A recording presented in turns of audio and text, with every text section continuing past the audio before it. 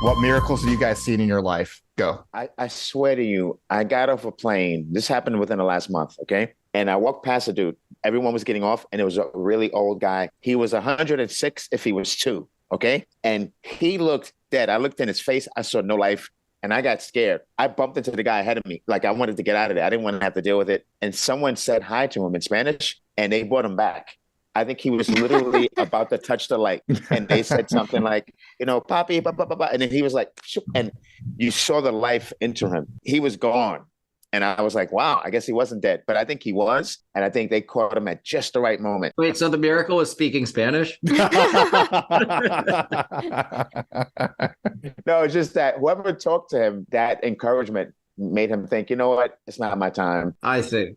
I see. Mine was so my dad almost died of his heart was like clogged, like 99% clogged, like almost completely clogged.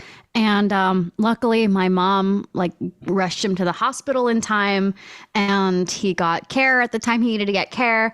And the doctor said if he was literally like 1 or 2 hours later, he would have died. That's the miracle in my life. Dwayne's now reminded me of a different one. Is when I was living in New York, like a few years ago, I had roommates, and they bought they got a pit bull, which I'm like always like, I don't want a pit bull in the apartment, and it was very destructive. It would tear everything apart. It wouldn't listen to any commands. They'd tell it to sit, it wouldn't listen.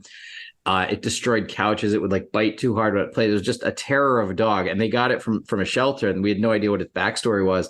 And then the one day my roommate was walking it through Brooklyn, and it ran towards some kids like it was going to attack them. And then the one kid yells "Siéntate" in Spanish, and the dog sat.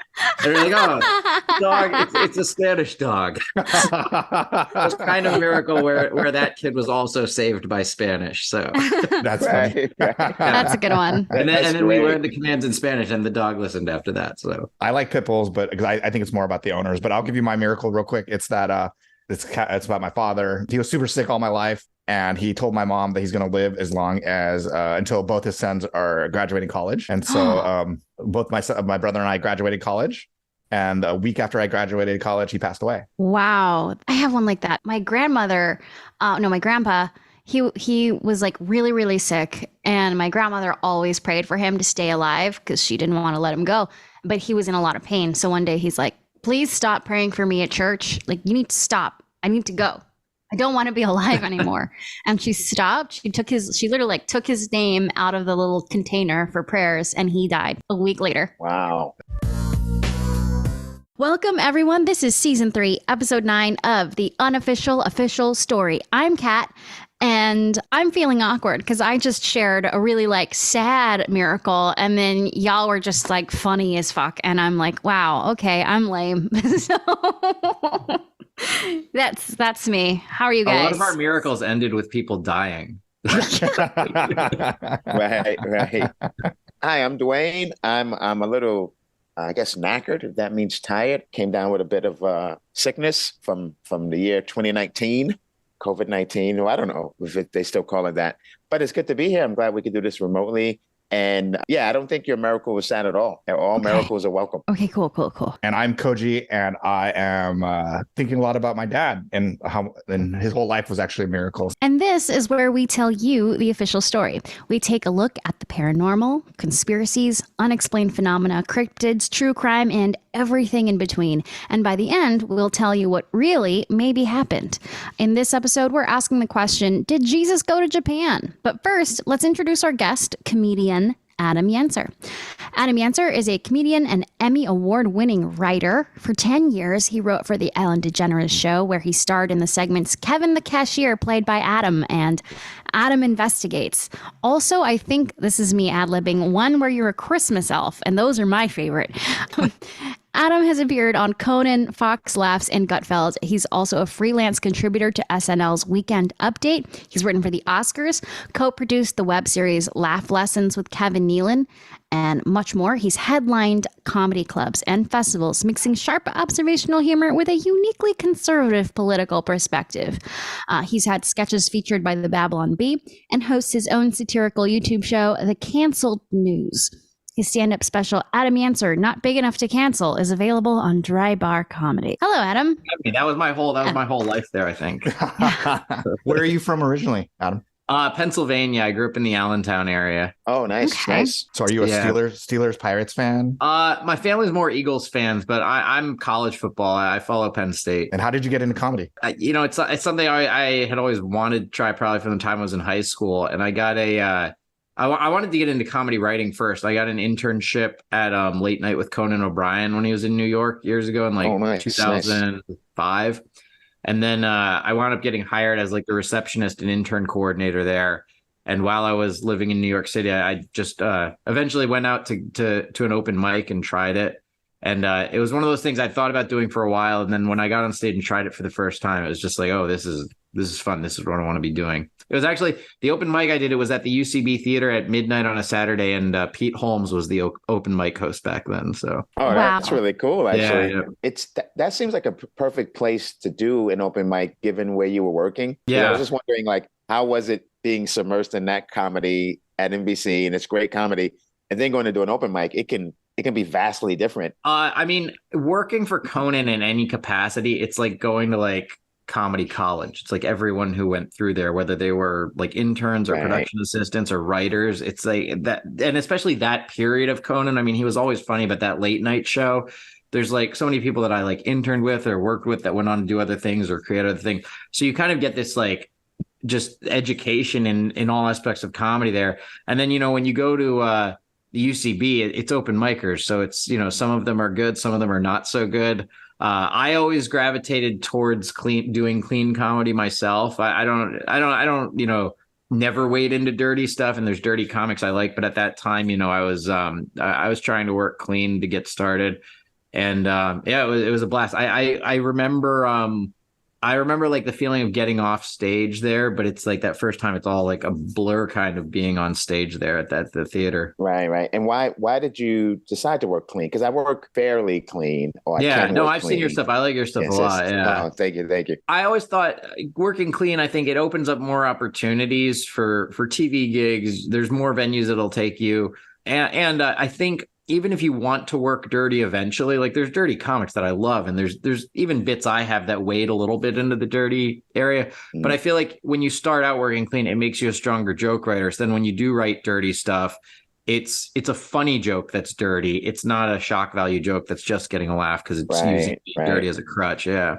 I also think people like dirty a lot less than people realize. I just got back from some shows on the road, and my opener was doing songs about certain bodily fluids that men have and women don't. Also, men's body parts down there, and it was just kind of cringe. And it was clearly a crutch. There were like fart jokes in there too, and a lot of F-bombs. And afterwards, people were coming up to me going, "Oh my God, that opener was so bad."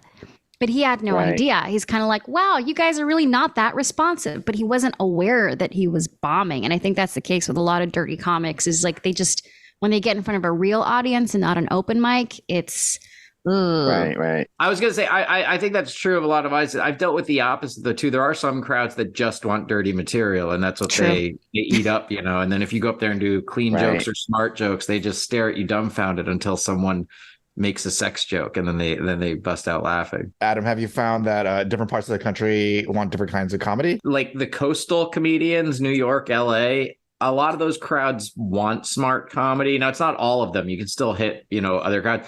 But it's interesting because I was at a festival recently where there was a cruise agent speaking there. She was one of the like industry people that was there. And there's like a panel with all the comedians. And she was saying, when she's booking cruises, she's like, remember, these people, they're blue collar people. They're on vacation. They don't want to come to a comedy show to think. And in my head, I'm like, I love going to a comedy show to think. It's like, I want the comedian the comedian that has like a smart take on something or a smart joke. Mm-hmm. And I think it is. There's clubs in the Midwest. Sometimes you'll get audiences that want smart jokes, but you often do get those crowds. It's material that I think some of like the pretentious coastal comics that are into getting like late night sets and stuff, they'll call it hacky when someone just goes out there and asks, how long have you two been married, and then talks about their sex life with their wife for the rest of the set. But, a lot of those people, that's what they want, is just sex jokes and relationship jokes. Don't get me started on crowd work that everybody's leaning on. Yeah. But I mean, it's like the comics that like the smart humor and are going for, specials and late night sets. They want like a really original smart jokes. And that's the stuff that I feel like we love the most. But there are crowds out there that just want stuff that doesn't make them think. And I think that's part of just the experience of being a comic for a while. I like doing smart jokes, but you kind of have to get good at dealing with both types of audience. I read from your bio that you're a conservative politically. Yes, yeah. You might be the first conservative guest that we have. Welcome. We're excited to have you here. Thanks for welcoming me. Yeah. So let's get the story straight once and for all. Did Jesus go to Japan? The rumor that Jesus traveled to Japan is one that takes place after his crucifixion, called the unknown years, according to Wikipedia. Jesus' unknown years are also commonly referred to as the silent, lost, or missing years. It refers to a period of Jesus's life, that's really hard to say, between his childhood and ministry, which is not described in the New Testament. The lost years of Jesus can also refer to his possible post-crucifixion activities, though the term itself is not typically used in scholarly literature. I like that we get our facts from Wikipedia. Yeah. Right. After we changed them. All right. The lost years are a gap of almost 18 years in the New Testament. There's no mention of what he did during this time, other than the statement that he advanced in wisdom and stature and in favor with God and men. That's from Luke 2:52. Christian tradition suggests that Jesus was working as a carpenter. And how do you say this? Galilee. Sorry. You can tell that I didn't go to church during that period. Still, there's a very little historical information to actually determine whether this is true or not. So it's no surprise that there are stories of Jesus traveling elsewhere during his lost years, like Japan and India. I've heard the India one. Legend says that Jesus first traveled to Japan at age of 21 to study theology, becoming a disciple of a great master near Mount Fuji, and then returned to Judea at the age of 33. This takes place during his lost years, and when he was condemned to crucifixion for heresy, he traded places with Isukiri, one of his little brothers. And from there, he fled to Japan. I feel like this story is already not adding up because who's Isukiri? He's his little brother. That's one of my favorite parts of the story because I like that there's a Galilean named Itsukiri. Like Jesus is like, oh, this is my parents, Mary and Joe, and these are my friends James and Peter, and this is my brother Itsukiri. I think it's a guy he met in Japan, and they were close as brothers. Oh, okay. So it's not a blood relative. Okay. That's what I think. Yeah. You know what this has reminded me of is Kill Bill when she goes to that one teacher in Kill Bill 2 to learn how to be a ninja. I'm imagining Jesus becoming a ninja. Don't the Mormons believe that Jesus was in North America? They do. Yeah. So that's another place that he could have gone, was that he went to North America, right? So. Right. Ooh, he could have gone everywhere. I mean, unless he used sort of like some special godly powers. I understand there's a gap between like age 12 and 33, but how long would it take to get to Japan from Jerusalem? Japan Airlines, Dwayne. Right. Gosh, based off of my studies of playing Oregon Trail for years and years as a 10-year-old, I feel like it would be a long and difficult, dangerous journey. He might have to run some oxen across a river or get dysentery along the way. So if he made it to Japan, that in itself would be a miracle. Well, we should add a part to the story where Jesus made the oxen walk across the sea. They just right, because he was like, look, they can do it. You can do it too. Yeah. So according to multiple sources, the link is in the show notes, there is a small town in northern Japan called Shingo where locals claim that it is the final resting place of Jesus Christ. It's said that Jesus fled through Siberia and Alaska, so we're just asking about the route, to the Mutsu province in Tohoku with a lock of hair from his mother and the right ear of Isukiri. He kept it as a souvenir. Was that after he died or before? Was it like, I'm gonna need that ear, bro, just to prove? I don't know how that works. So this would have to be, this particular part would be after his death. Yeah. But after his death, he went through Siberia and Alaska. Yeah, after he had his homeboy die for him, yes. Yeah, so let's just clarify that there are kind of two running theories we're talking about at the same time. One is that he went to Japan during the lost years when he was young, right? And then the other one is that he went to Japan after he died. And it was that he had Itsukiri took his place on the cross. On the cross. They're the same theory. Wait. So if I hear this correctly, does that mean everyone who wears a crucifixion is actually wearing a Japanese man? Yeah. Yes. Yeah. Awesome. No, but listen, that explains the abs. You know what I mean? Because why? Oh, do Japanese people, are they known for their abs? no, I just think Asian guys are more cut up in general. Oh. And he's got the ripped abs. Are you one of my OnlyFans? I think it's odd that there's now this town now has like a shrine to him, and like people, they do ceremonies there still and stuff, which is weird because if they believe he didn't die and come back, like why are they worshiping him? He's just some guy. Well, maybe he died. Well, okay, here's one thing that's always kind of like stopped me up in the story. So Jesus dies, then he comes back on the third day, and then everybody's like, yeah, then he like airlifted up as though a UFO like pulled him into the sky, and he just keeps going like Mary Poppins into the sky, into the sky, into the sky, into the sky. And I've always been like, that seems silly. So I almost feel like even if he did die and come back on the third day, it's a lot more likely he goes to Japan than just Mary Poppins is his way into heaven. Right.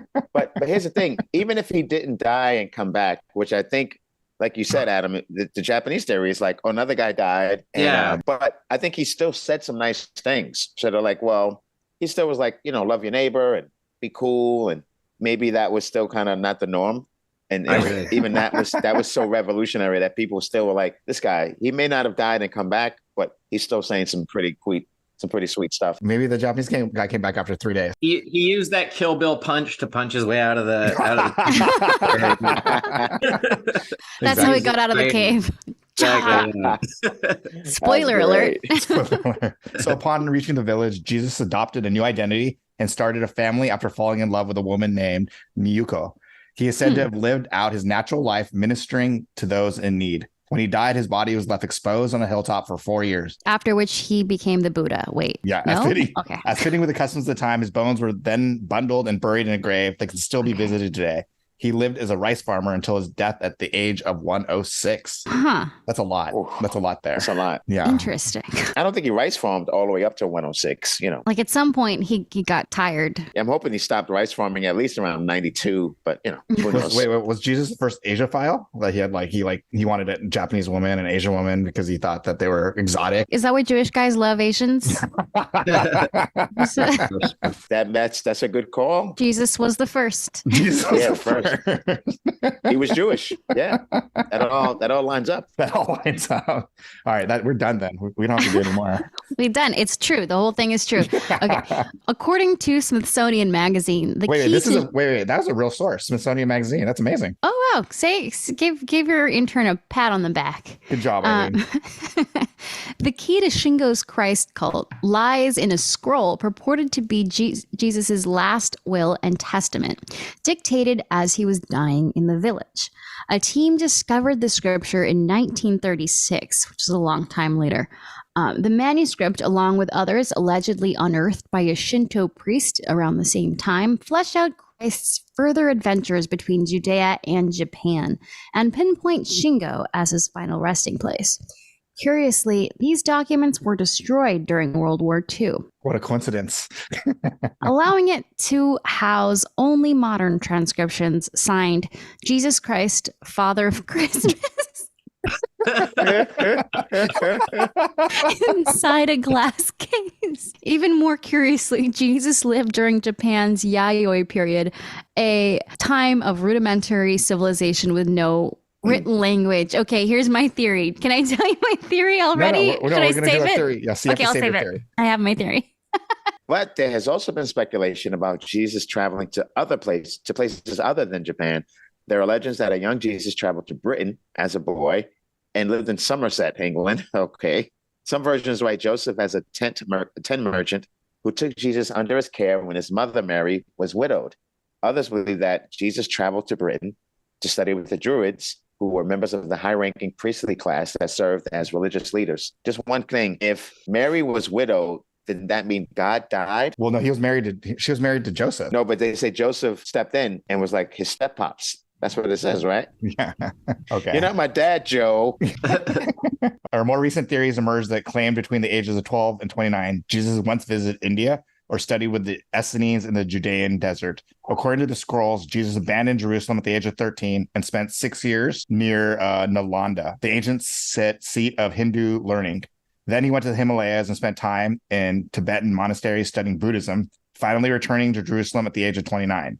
However, these ideas are generally rejected by modern mainstream scholarship for the reasons that there is no historical basis. None whatsoever. I do like how the all the documentation that he supposedly wrote was all destroyed in World War II. That's how it all, like when they it reminds me of the South Park about the Mormons when he's like translating the plates, and then they're like, well, can you translate it again? It's like, oh no, I lost those plates, so it's gonna be different. So I was like, no, right. we lost the source. You just have to take my word for it. It's a great episode. So now we asked ChatGPT about Jesus in Japan, and this is what it came up with. In the mystical realm of Japan, Jesus decided to take a break from his usual divine duties and try his hand at sushi making. Armed with a chef's hat and a rolling mat, he rolled up some heavenly rolls that had locals scratching their heads in amazement. His fish and loaves roll was a true miracle, multiplying deliciousness with every bite. Soon, a local sushi master challenged him to a competition. With a wink and a smile, Jesus turned water into sake and won the day. They say his sushi skills were so divine, even the fish jumped right into the rice. Japan never quite figured out where this miraculous sushi chef came from, but he left behind a trail of laughter and full bellies. I feel like you put in a different question, if I'm being honest. I just love that he left behind a trail of laughter and full bellies. Yeah. It never says when he founded Christmas. I love the mention of Christmas too. The fishes jumped into the sushi. That's like the best. Yeah. It's like Santa Claus. When I went to Japan as a kid with my mom, one of the places we went had the shrimp or something moving its antenna, and I started screaming because I was like, it's alive, right? Because I'm this American kid, and it's like a super expensive restaurant, and my mom was so embarrassed by me. She's like, I'm never taking you. I was like, I don't want to go to that place. The food's alive, right? The food's alive. I don't want to be there.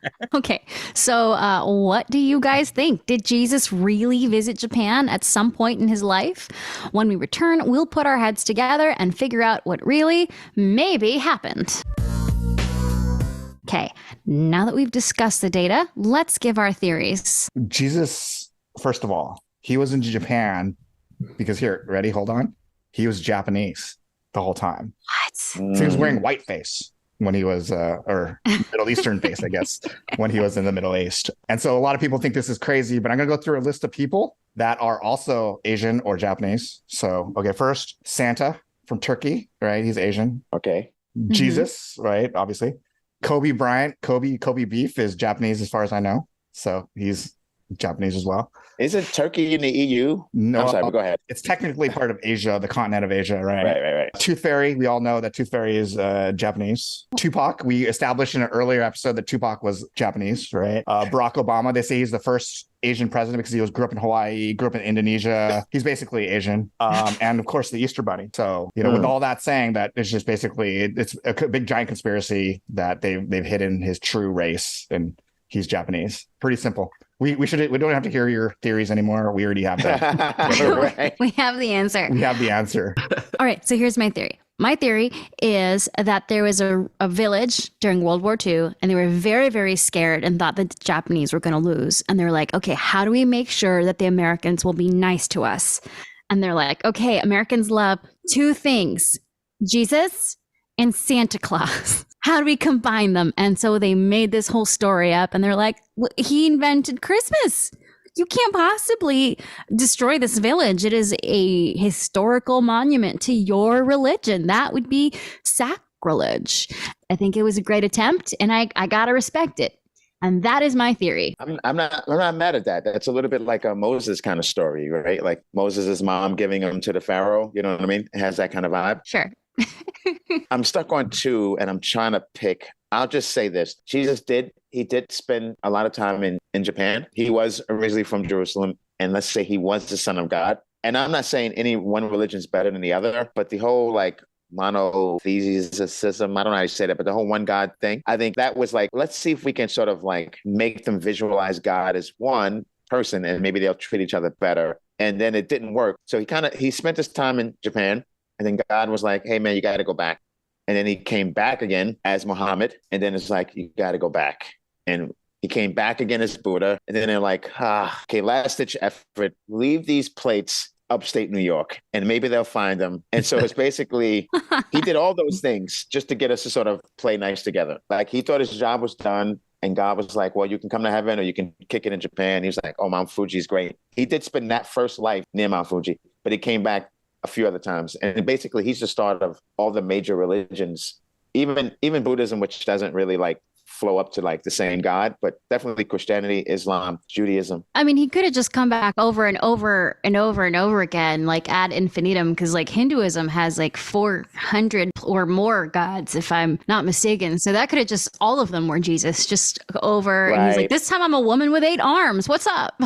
But now if he comes back, he just hopes we work it out. Because if he comes back now, either has to be like, okay, this is it. This is the end of the world. We're just going to figure out who gets to heaven. Or people are going to think he's the Antichrist. So he really can't come back anymore. It's possible he is coming back and it's just not going as well. Like, I don't know if you guys saw that documentary about Mother God, and then like she ends up dying of colloidal silver poisoning, and then they have her body as a shrine. Wait, what? What? This sounds like a whole other episode. It is a whole other episode. But there are hella cults out there. And I'm saying, it's like Jesus kept coming back and it's just like going awry now. It doesn't work. Dwayne, how do you explain the Church of Scientology? Is that Jesus too? L. Ron Hubbard? No, that's just a failed science fiction writer. I like he justifies all the other ones, and it's like, no, that one's just crazy. They're just No offense to anyone who is one, you know. No, I was walking by the Scientology building with my son the other day, and I said, because of the whole alien disclosure thing that happened earlier in the summer, and I was like, what if they're right? And here we are. We made fun of them. We thought they were crazy, and then they were actually right the whole time. That would kind of throw our whole thing. Have you guys seen The Good Place? The show The Good Place? So it takes place in the afterlife, and like this girl is like in God's office, and she's like, so who was right? And he's like, oh, a guy named Dave. He was tripping on mushrooms. That's right. We got it right. All right, Adam, what's your theory? So sort of similar to what Dwayne said, except I don't see it as Jesus came back in all those places. I mean, I'm a Christian. I believe Jesus came to earth, died, was resurrected. I think all these stories where it's like, no, Jesus went to India, and Hindus will claim he's, an avatar of Krishna, or, oh no, he went to Japan during those lost years and he learned from Buddha. And the Mormons are like, oh no, he was talking to the Native Americans. I feel like a lot of people, whether they're Christian or not, whether they're religious or not, they read the teachings of Jesus, and whether or not you believe he was God or you're a Christian, they're like, there's a lot of wisdom here. There's a lot of really good moral teachings. There's a lot of good philosophical teachings. There's a lot of good teachings about how we should treat each other. And so I think it's different groups trying to claim, no, Jesus, he said this, but he was really preaching our religion, or he was really affirming what we believe. So I think that's the root of a lot of these stories. And then, I mean, specifically how that story came up in Japan. I mean, maybe there was an Itsukiri and he was just an embarrassment to his family and he disappeared. So his family was like, no, you guys don't know. Itsukiri. Wait till you hear what happened to Itsukiri. He was on the cross. He was the one. You guys aren't going to believe this. And they made up this whole story. And then, conveniently now it's a big money-making tourist attraction for this town. Okay, so now we're at the point in the show where we need to pick the unofficial official story, one that will once and for all answer the question. And what do you guys think? Which theory do we agree with? What's the vote? I think we all agree that he was probably Japanese. So that's what I vote for. Well, I like that he came back as different people, but also I don't want to have Jesus co-opt these other religions, even though they're all cousins of each other. And they all are praying to the same God. It's just we're arguing over who's the prophet, right? And I don't like to be too cynical, but I do like cats. I like that. I like cats also. That Japan pivoted and they were like, hey, man, you can't keep bombing us. Jesus was here. Yeah. Keep bombing what Jesus was. And they combined Jesus and Santa Claus. It's like, look, he said he's the father of Christmas. They're like, and he's eating a McDonald's burger. Don't you love it? I vote for myself as well. Oh my God, it's the first time I think that where I've won. This is great. So excited. So there you have it, guys. That is the official story. We'll take another break, and when we return, we'll talk about some miracles. In Matthew 14:13 of the Bible, Jesus multiplies 5 loaves of bread and 2 fish to feed over 5,000 people with leftovers.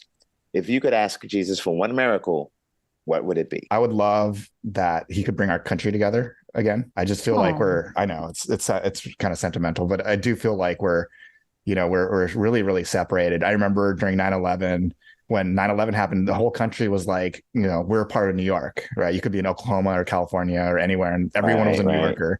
But I don't feel that anymore. If there's like a fires in California, it was like, oh, they're liberals, they should be killed. Or, conversely, if something happens in a state that's not liberal, some of the liberals say mean things about those people deserve it or something. And we're American, and I want us to be American again. And I'm super sad that, we could live in a country that is going to disintegrate right in front of maybe not my time, but my son's time and my son's time. And it's just not going to be great if we live in that kind of country. Oh my gosh, I want to double down on that. I was just talking to my boyfriend today about how we miss the 90s. It was just such a simpler time. Cold War was over. We weren't worried about nukes anymore. And 9/11 hadn't happened yet. And so everybody liked each other. And the furthest distance really for people on the political right and left was taxes. Yeah. I mean, I didn't even love Bush, but I never thought he didn't like me. Yeah. I want to live in a country where even if you don't agree with me, that we could be together and we could have a civil conversation. Because I have, I'm very liberal, but I have a lot of conservative friends,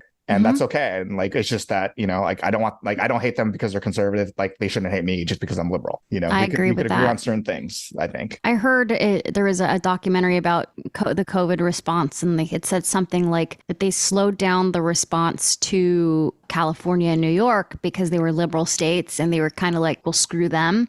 And I don't know the degree to which that is true, although I personally think it's true, but I'm not going to make you guys believe a documentary you didn't see. But the fact that it is believable, I think, speaks to where we're at in this country right now. It's just cringe. So I'm doubling down on Koji's wish for America to be together again. Adam, do you want to go? Yeah, I wish all the liberals would disappear. If we disappear, it's because we get raptured up and y'all get left behind. Boom. That would be ironic if the liberals were raptured. No, it's hard, when I was thinking about the miracles, because I feel like any miracle that I've ever prayed for has always been for apart from bringing people together nationally or globally, is just like healing or, prayers for someone who's, going through something in their personal life or their health issues, and those tend to be the only, miracles that I really pray for. I think if there was anything that would magically educate everyone, I was trying to think what would be an amazing miracle. Would be if everyone alive could have the knowledge of every book ever written. If you just had all the history, all the philosophy, just so that everyone was coming to everything from the same point of understanding. I hear what you're saying, but I feel like the practical version of that would be that we all become really confusing AIs, just a messed up chat GPT, and then we make even less sense. And we mispronounce Saki. And that concludes the episode. Thank you, Adam, for coming on with us. Please tell us where people can follow you. Yeah, this was a blast. Thank you guys so much for having me. You can follow me on YouTube. My channel is Adam Yencer. I have a weekly satirical kind of news show I do called The Canceled News. And you can see my upcoming stand-up dates at adamyencer.com. And thank you guys all so much for listening. There are almost 3 million podcasts out there, and we're honored you've chosen ours to listen to. Please check out our website, unofficialofficialstory.com, for our show notes or to hear our past episodes. And be sure to follow us on Instagram, X, and TikTok. Be sure to come back next month where we'll answer the question, was Michael Jackson chemically castrated as a teen? Oh man, all I got was, did Jesus go to Japan? Right. Michael Jackson castrated. Come on, man. Come on. I think if you've seen the Oprah documentary, no, was the answer. Right. That's dark. Anyways. Bye. Bye, you guys.